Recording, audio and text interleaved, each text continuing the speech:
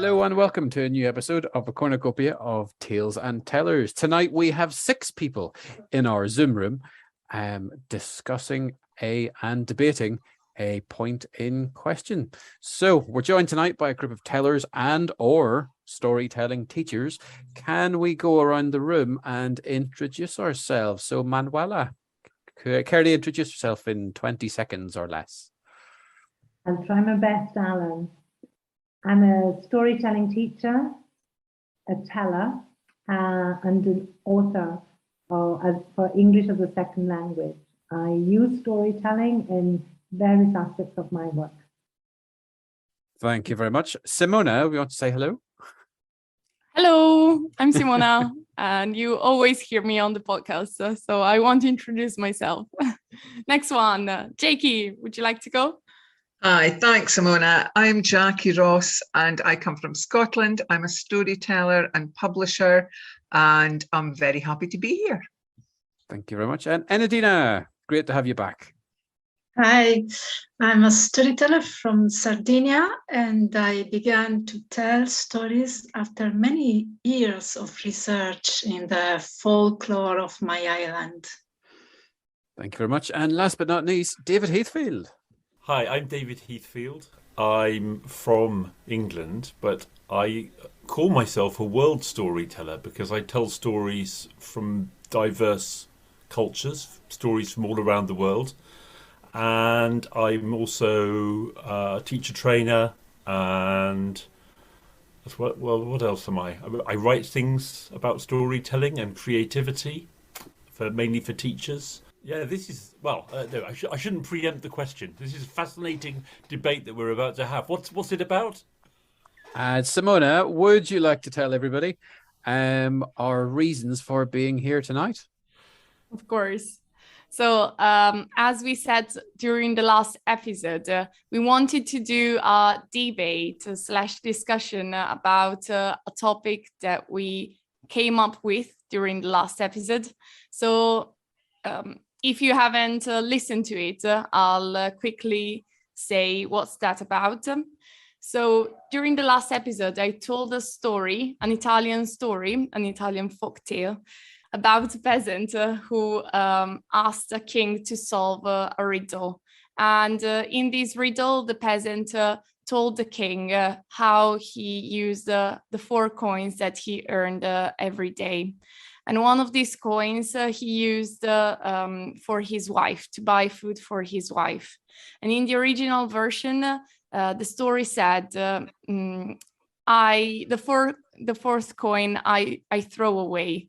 So meaning that the person he used the coin for was worthless. And so I felt the need to change the story, to adapt it to what I felt was right. And I changed it. And before I thought to change it in, I give the coin as a gift. And then I changed it into, I give the coin as a thank you, meaning that the person who received this coin was worth of the coin, so that the wife did something in return for this coin, and that she wasn't worthless, because I felt the story was a bit misogynist in this particular moment, and I felt the need to change it.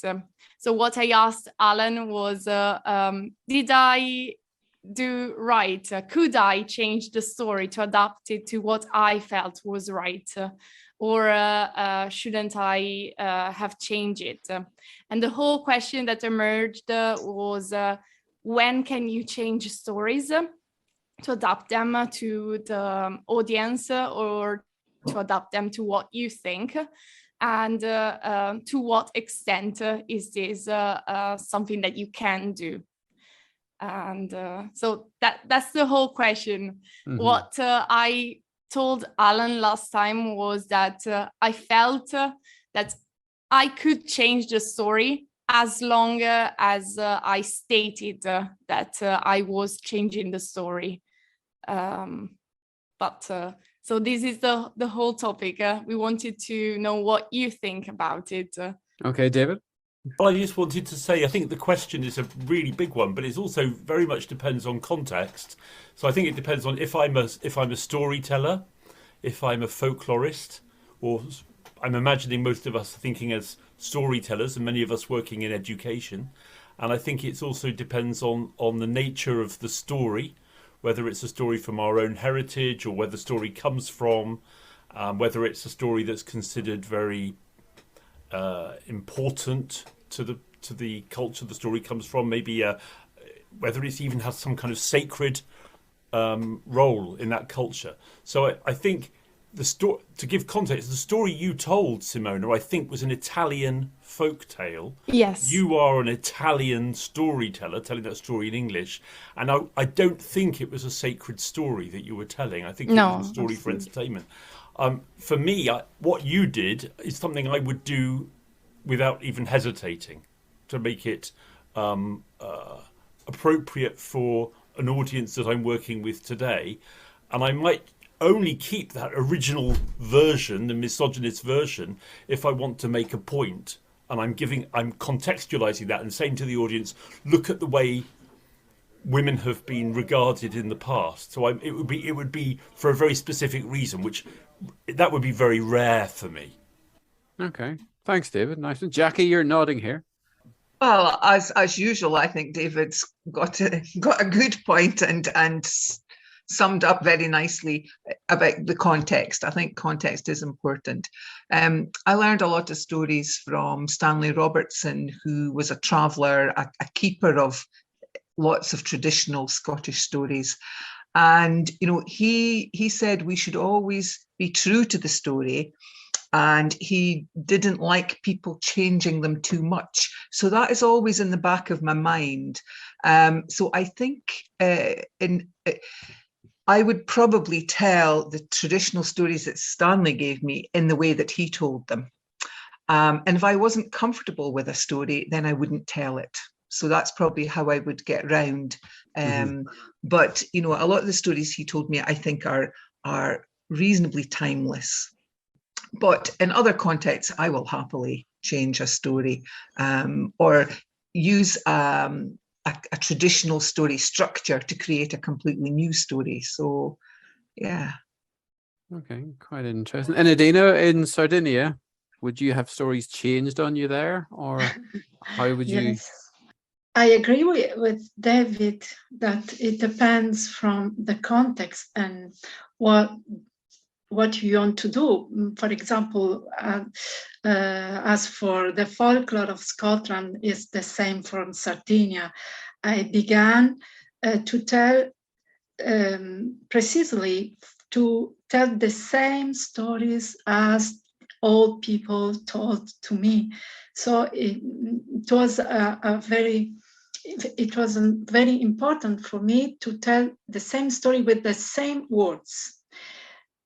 A great master of Italian, an Italian storyteller, explained me in a workshop, be very careful.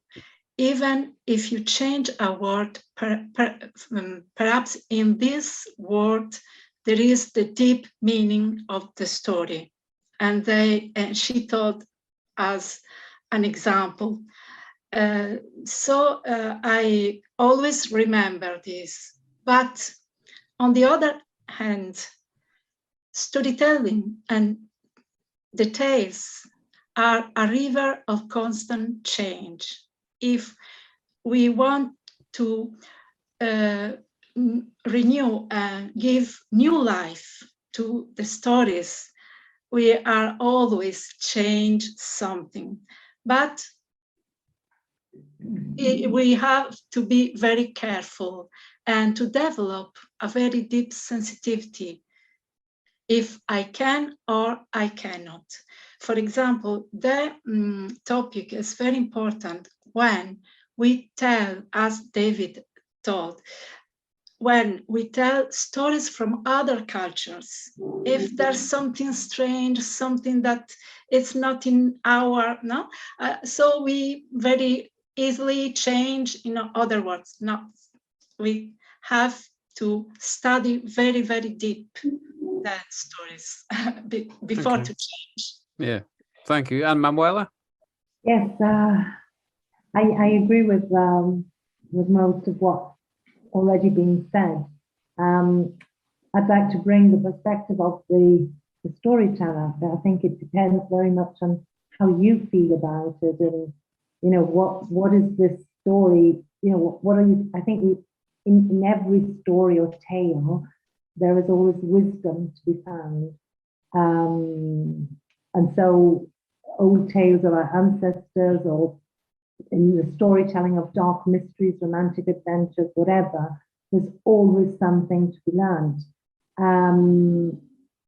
And if I'm trying to transmit something, that story needs to become mine. In some way, in oral storytelling tradition, I tell you a story so that you can go and tell it back. And we don't have the words to remember, like Enedina was saying, if it's being written, then and certain words are there for a specific purpose, but very often in oral storytelling, that isn't the case. So I think there is this freedom of personalization, and maybe I find I learned something from this story and I want to transmit that lesson, and you take something completely different from it. I think this is the beauty of what happens for stories in the evolution of a story when it passes from one storyteller to the next. And so that, you know, what Enedina was saying about change, I think if you felt, Simona, that at that moment in time when you were telling this story that you needed to change that, it was something that was probably driving you within. And so maybe if I was telling it, I don't feel so strongly about misogynism and what have you, and maybe I would have left it. I think it very much depends what we bring to the story as well. It's a two-way thing. Yeah, I think it's quite interesting that I think it's sort of all four of you kind of picked up on it as well. Where recently I did, well, not recently anymore, a couple of months ago, I did another course with Stephen O'Hara and Liz Weir, and they were always saying when you're choosing a story to tell, the story picks you, it's not the other way around. And David, I remember after our event at IATEFL, you and me were talking about there's certain stories I picked like that, and I told the fairy stories. I told a couple of fairy stories, but yet there's, you know, the big Irish mythological stories, as amazing as they are and as much as I love them, I don't think I would ever tell them because, well, at first, I don't think I could remember, but second, it's just not me. So is there a difference between like changing a story to make it yours and then changing a story to clean it? Or like, for example, we were all together, must be 2 years ago now, whereas I tried to tell a couple of Eamon Kelly stories and none of them felt remotely natural at all. But then I told a couple of Eddie Lenihan stories and I was like, oh yeah, that's me. I can put my ness to it, if you know what I mean. And where's the line between cleaning it and putting your character out there, putting your, not spin on things, but definitely your personality, I suppose, on the story? Well, one thing I wanted just to mention there, Alan, and I think you're in an interesting position because I think we've got a lovely balance of people in this room, and you fall between the two stools, because I think I see Jackie and Enedina as very much tradition bearers. Jackie tells a lot of Doric stories from Scotland that are meaningful. She's inherited stories from Stanley Robertson, as she mentioned, and other Scottish storytellers. And Enedina's done a lot of research into Sardinian tales and is making those known. And I think as a tradition bearer, you're honouring that tradition. You're honouring as much as you can. And you too, Alan, are doing that. But the stories that you chose to tell at IATEFL were, I can't say the tradition light is definitely the wrong word, but tradition adaptable, because you were telling them as if they happened to you. You were personalizing your experience and that connection. So maybe that's the difference between the stories you told about the fairies and if you told a story from Irish mythology, where you would feel an obligation to be very close to that tradition, and maybe you need to have a sense of being ready and having the necessary background in order to do that. Whereas maybe tell me if I'm wrong, but Simona, Manuela, and I more come from the education perspective and are thinking of how we can apply storytelling in educational settings. And you do this as well, Alan. And we're often simplifying stories because we're teachers of English. We're we are mediators to help our students enjoy the story and at the same time learn another language. And important for all of us, and very important to me, is opening our students' minds and hearts to diverse cultures. So I need to be very respectful of the original story that I'm telling, and I try to be, that's what I strive to do, and acknowledge where the story comes from, but at the same time, that story, I want to convey it in such a way that it will be meaningful and understandable to the audience I'm telling it to. So I might need to explain some things, and there's that difficult choice is, where do I make the changes? How much do I make the changes? What kind of story am I telling? And very often there are stories that I love, but I don't tell them.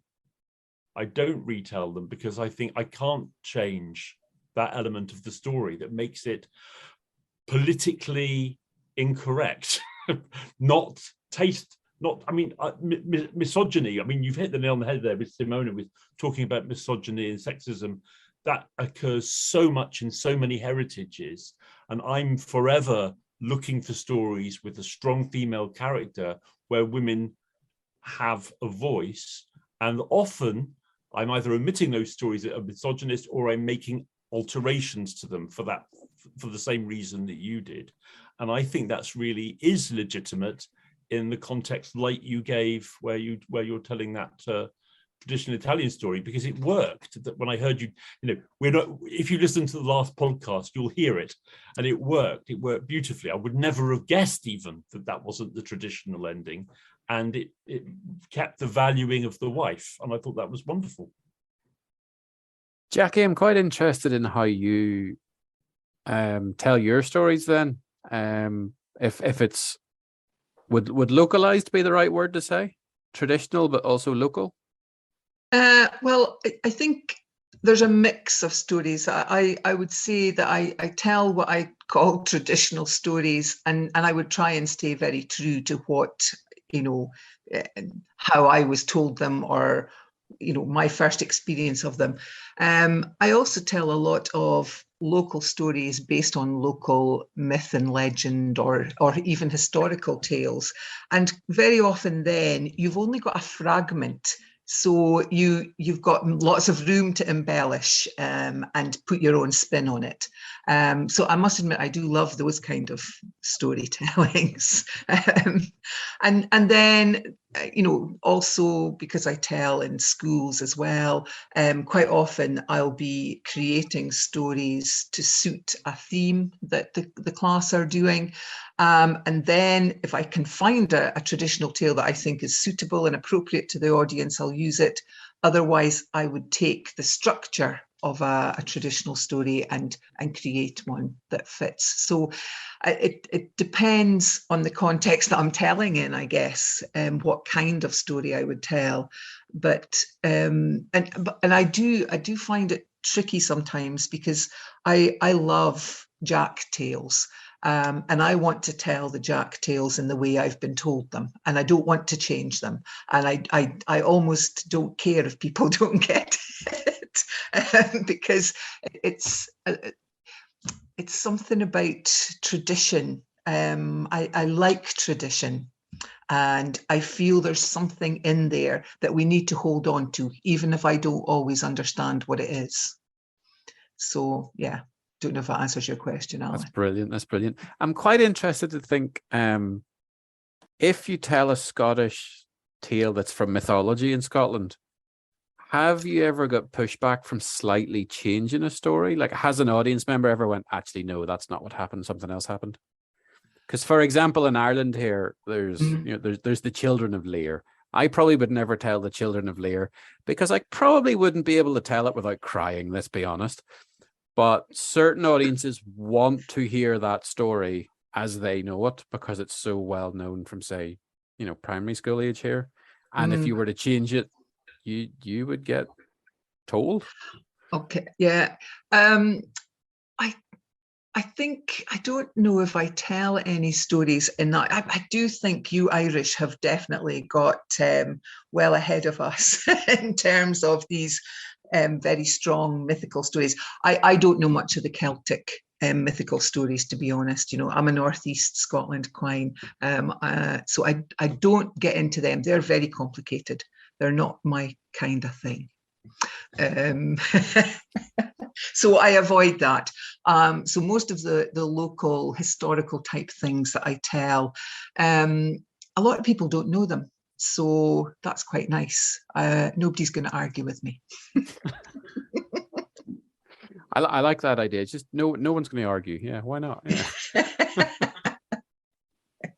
Manuela, do you, with sort of mixing in the classes then, do you sort of mix and match with folklore and then say graded learners, graded lessons? I've always, like you said, I think the story finds me somehow and it seems to fit that purpose. I never look at the language. I don't believe that children or teenagers are interested in the language or the vocabulary or the grammar structures I'm going to use when I say once upon a time, or do you know what happened last week? If it's older learners, they're engaged, they want to know what happened, they want to know what happens to the characters. And in doing that, I'm promoting that positive attitude to not understanding everything, something that we struggle a lot in Italy. We want to understand every single word in a listening exercise because kids have been trained like that. So I don't really grade, I don't look at the grading, but I look at the appropriateness at the moment, the moment we're living in.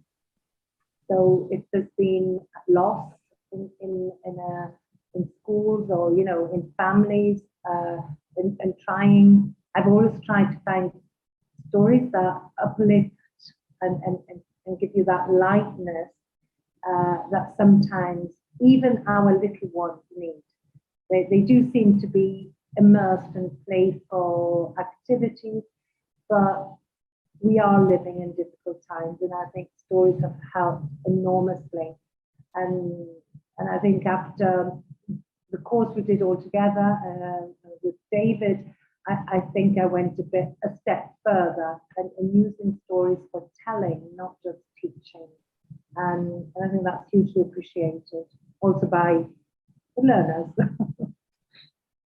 And Enedina, in your research then, have you noticed changes through narratives, changes through time with, say, Sardinian or Italian folklore? Yes, we are on the topic of misogynist tale. We are very sensitive to this theme now, no?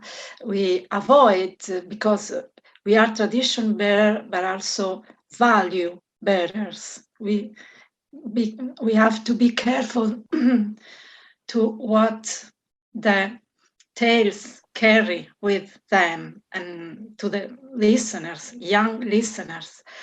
But it's a false idea to think that folklore is misogynist or not. Often tales have been changed in the time by not the tellers, but by publishers, other people, researchers.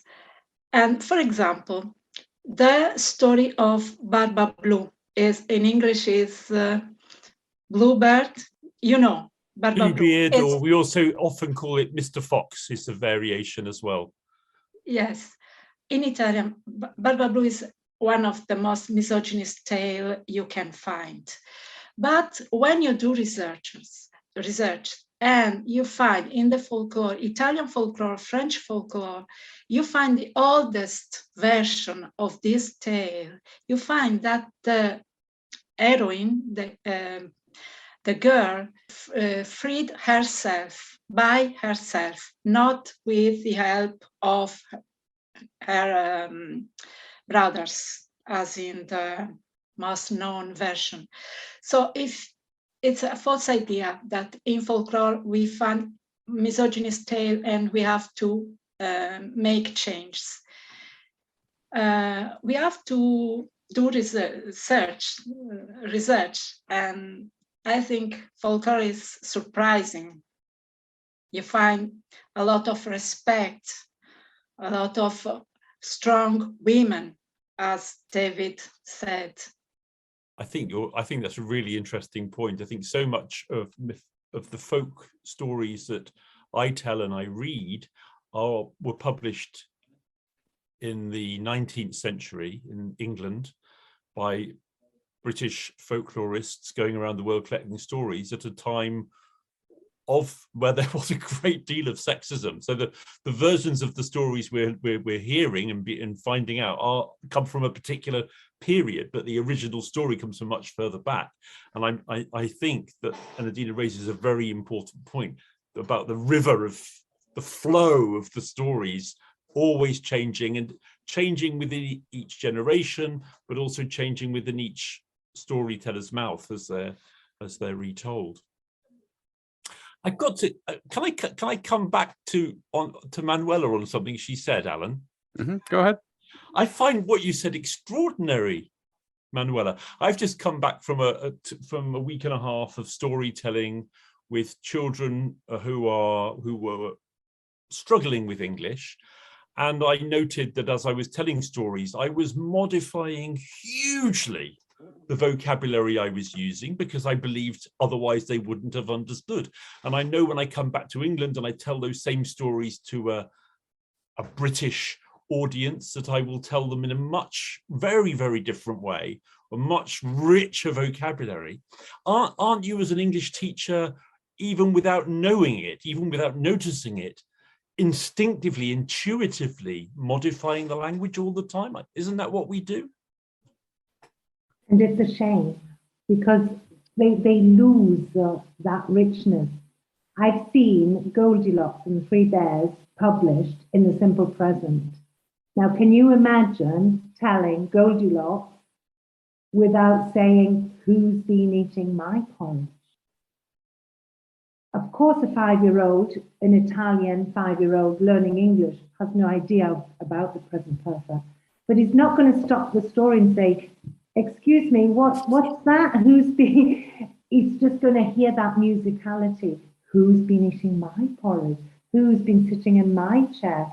When it gets to the time when he will be formally introduced to that tense, he will have heard it in context, and it won't be as challenging.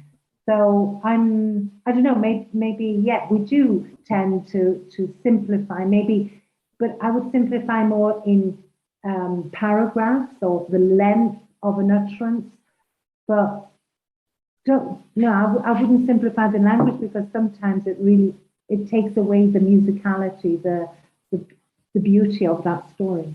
I would absolutely agree, and that's a wonderful example. Who's been eating my porridge? I mean, that would be a total sacrilege to take away the rhythm of that phrase. Yeah. Actually, if I can come in, that's quite interesting because I tell a lot of my stories in Doric, which is Northeast Scots. And, there are a lot of children that I'm telling to don't have Scots as their mother tongue, but the story carries the language quite well. And, I absolutely agree, Manuela. You want that music, you want the feel, the sound, the texture of the language to come through. Yeah. And lately, I've been working with some Palestinian girls telling Palestinian folk tales. And I'm trying to introduce not just the pluricultural aspect that David was talking about earlier, but the plurilingual, bringing in, the story is beautiful, told in English, but what would it be like just to hear parts of it, or some, a rhyme of it, like, the rhyme that Simona was talking about in the Italian story. What would that feel like if I was to tell that rhyme in Italian? And then you gradually pick up that musicality as well. So this is my area of research now. I'm looking into, and not just telling a story in Italian and then telling it in English. That's translation, but immersing and using the repertoire of languages that's there, just to get a feel of what would it be like, just to hear that 2 or 3 words or 2 or 3 utterances in the language of the original, if the story is Italian or Arabic or Irish. Even ciao, which we think is international, it's not necessarily in the Arab world. They know what when you use ciao. Yeah, I think it's a unique word in Italian that you use ciao to greet someone on arrival, but also to bid farewell in departure. So, these are those cultural things that we should be valuing and making our storytelling richer in a way. Do you think then, with what you guys are saying about folklore, then are they time capsules? So how we're telling the story, when we're telling the story, are we setting a time capsule for what our culture is like right now in 2022? And will we look back 20 years from now and go, that'll change a little bit, or it has changed from, say, the year 2000? Is our telling right now sort of putting into a time capsule how society is looking at these stories? Or are we going to be going in 20 years time, we're going to be going, let's maybe change that another wee bit just to help it along? David, you're shaking your head. No, it's that some storytellers might do that, but I personally don't enjoy putting modern features into stories. I don't refer to TVs or computers or aeroplanes very often when I'm telling a story. But that's not what you mean. Maybe the cultural values. That might be what's so yeah, sort of the more, but societal I don't see it zeitgeist as a time capsule so much as a part of the continuum of that story through its journey and hopefully way into the future.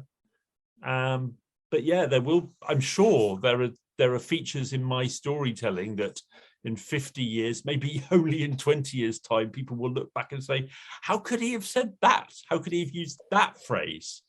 I think one thing that's changing is choice of language. So not just of cultural values like misogyny, but also choice of language. I heard a discussion recently about uses of the word black in stories, because the word black is a very culturally loaded word. And we often talk in the traditional stories about the villain having had a black heart, and this being a very sensitive issue. And many storytellers are finding paraphrases to avoid the cultural loading of with the word black and the association with a negative idea. So I think the use of the choice of language within a story is something we need to consider very carefully, as well as the notions, the ideas in a story. Simona, your hands up. So when would you use the traditional story as it is, and when would you change it? So we said, I think we all agreed that in some cases we can change stories. We can change the language, maybe not a whole part of a story, but a tiny bit, just to adapt it. But when would you never do it? So which are the contexts where you would tell the original version of the story? For me, Irish mythology.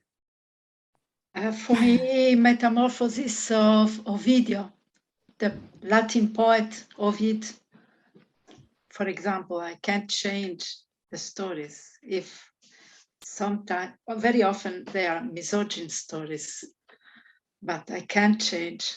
It's mythology. Yeah, probably stories that I wouldn't be telling anyway, actually, Simona, because I think of them as the really big stories. And yeah, they're beyond me. I know someone who does a lot of like Norse sagas, and he does them word for word the same every time. That's just not a style of storytelling I would ever use myself. But you know, I think there are certain traditions where that kind of approach is what's expected. Yeah, I agree with Jackie. It's not the kind of story I would tell either. My stories tend to be quite short and leave space for, you know, discussion after the story or interaction during the story. So it wouldn't be the kind of story I would go for. But I think anything that's been published, and if you are telling that story in a public space, that's when I probably would try to keep to the script, if there is a script. I tend to use or listen to stories and have stories passed to me. But if I'm reading, you know, if I've read a story and even if I'm making it my own, I tend to reference the author and saying that I've adapted it. But if I was to tell that story in a theatre, then maybe it would be more correct to keep to the script, unless there's a very specific reason why I'm adapting it and why I'm, you know, changing content a bit. Can I say something about mythology? I think mythology is very broad.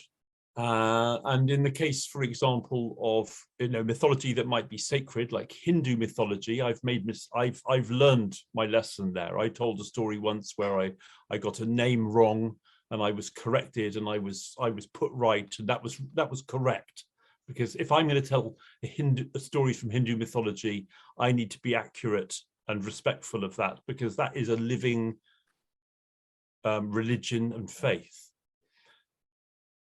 Norse mythology, Jackie referred to, there are so many British storytellers who tell stories from Norse mythology, and some, like the example Jackie gave, maybe very true to a certain tradition or version that they heard. But I've heard people retell Norse mythology tales with Loki and Thor in so many different ways, and some have been, I mean, if you were following that mythology in a kind of religious or a sacred, I think in Denmark, in Scandinavia, there are a few people who take that mythology very, very seriously and would call themselves adherents of that mythology as if it was a faith or a religion. But that's a very small minority. I think most people see that as a Northern European heritage, and there's license to play with it. So people really turn it on its head, will put modern references in, change genders, and look at what happens in the movies as well, you know, take all sorts of license. And I think that's kind of okay for me, as long as that storyteller isn't pretending to do something that they're not. Like if they're telling you this is tradition, it's not traditional, then that would be dishonest. But I think there is license to play in certain kinds of mythology. I think so much of it's about personal choice. I personally tend to tell stories fairly traditionally. I like to stick close to the old tradition. I like to be telling it in a way that I imagine the story might have been told hundreds of years ago. But that's a personal choice, and that's what appeals to me. I don't usually like stories that have been adapted a lot to the modern era, but I don't think it's necessarily wrong to do it. I think it so much depends on the person and the context. But that, you know, but coming back to what I said earlier, if I'm telling a story from Hindu mythology, or if I'm telling a sacred story that's sacred to North American First Nation peoples, or Australian Aboriginal peoples, then I need to be extremely careful and possibly decide not to tell that story unless I feel that I have I've been given that kind of permission. And even getting around, this is a whole big other question that we could spend days debating of when do we have permission to tell a story from a sacred tradition? Because even if one person from that tradition says, David, you can tell the story, does that really mean I've got permission? Don't I need to have somehow this is an area for huge discussion, but the cultural appropriation question. But I think what we're talking about today is adapting folk tales and not the sacred stories, probably. Then that brings up the whole other discussion of pronunciation of those other tales as well, and of characters. That's for another podcast. We'll have that discussion in the future. Well, I went to a debate a few months ago, was it a year ago? And that was taken very seriously, and a number of Irish storytellers were complaining about storytellers. I think they were particularly referring to English storytellers who were mispronouncing the names of Irish characters from the mythology, and that was a very culturally sensitive area.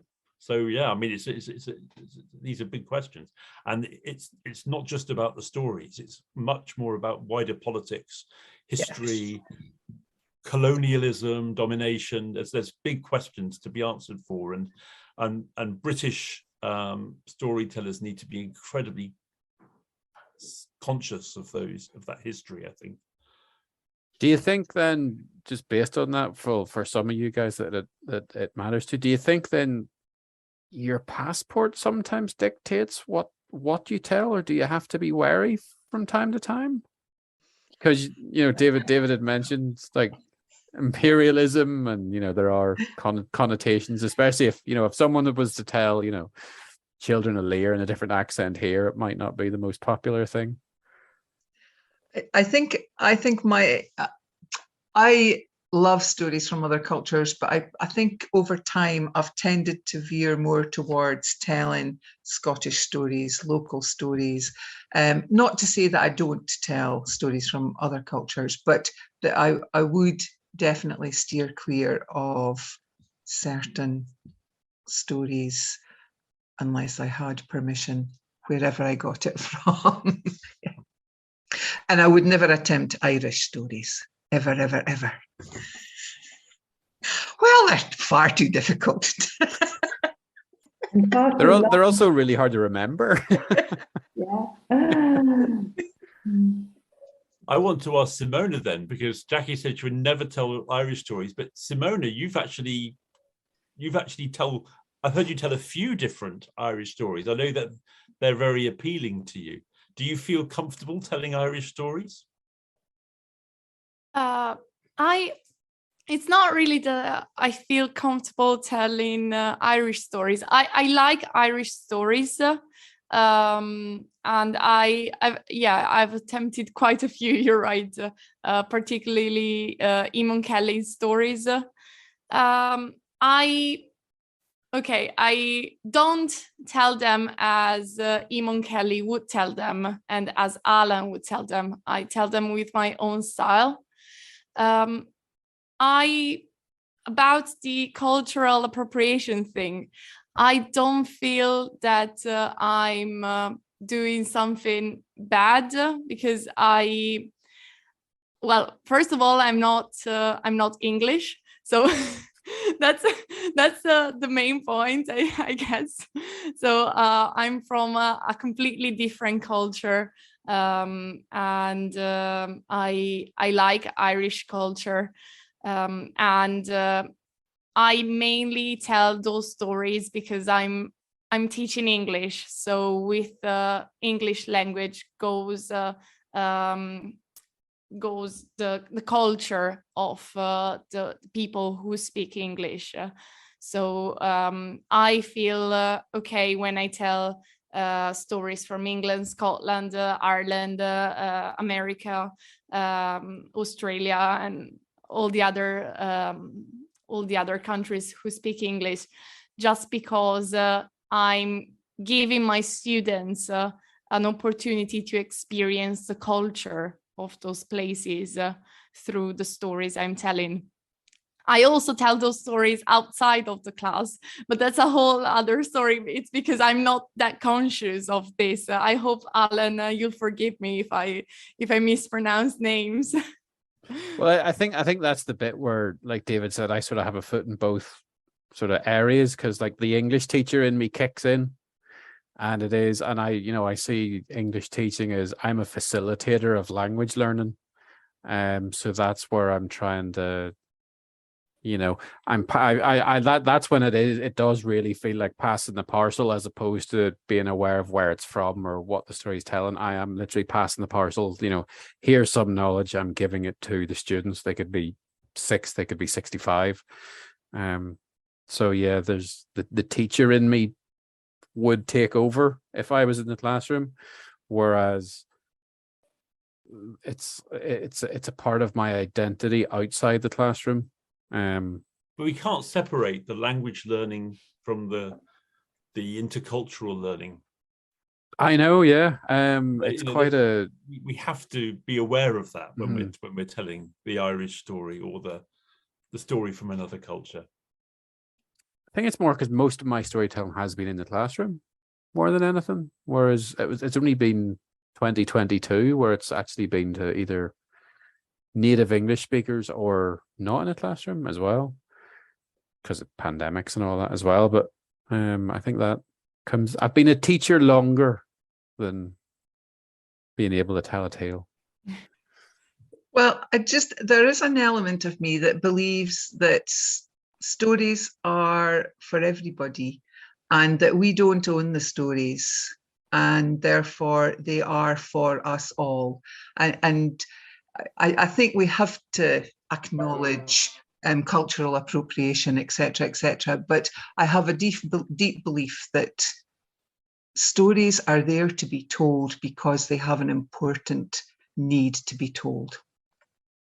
Yeah, I feel a world storyteller, and I feel comfortable telling stories from any part of the world where I have a connection, or where I have a student who's told me a story, or it's been in some way I've heard that story being told in a storytelling evening. So maybe it's my dual nationality as well, and I can easily, if it's convenient to be Italian, I'm Italian. If it's convenient to be British, I'll be British. So, and I think, playing and not feeling strongly about one identity or the other actually opens you up to even, I can tell a Scottish story. I have a Scottish aunt. I've heard the accent. I can give it a go. I wouldn't feel constrained. I'm aware that there are, these important stories which I steer from, mythology and other big published tales. But I feel that, as you said, Jackie, stories are for everyone. And as we become more and more international, even in this room, there are 3 or 4 nationalities, and there's only 6 of us. Mixed, I bring 2, and I'm sure you all bring 2 or more than one, and even if it's just, regional. So I don't know. I feel that we can claim that we are world storytellers. David, you're smart. You're not agreeing with me. I enjoyed hearing what you had to say. I think I agree with you. I'm a huge fan of things that Enedina has written, especially in her book Piccolo manuale di storytelling. Piccolo manuale. It was right. And in that, you have many words of wisdom, and I've just got a strong feeling that you've got some words of wisdom to finish this session with. I agree with this idea to finish this discussion with the idea of the gift, the idea of to share. The tales are there to share. They arrived to us because others shared. So this idea is the most important thing to remember when you are a storyteller. Create new communities. We are one world. Before there were little communities. Now we are big communities like this one. So we have to share always we have to be very careful. The tales are very fragile. But share is fundamental, to be generous and kind. I think that's the perfect way to end it. Thank you very much. Thank you very much. Well, thank you very much, everybody, for listening to our podcast. And a Gura Mila Mahagat to Manuela, Jackie, Enedina, and David for joining us for tonight's debate. Thank you very much, one and all. Thank you. Thank you. Thank you. Grazie mille. Ciao. Ciao. Ciao. Grazie mille and Gura Mila Mahagat to all of you. Thank you very much. So Simona and myself will be back in 2 weeks from now. Thank you very much, everybody.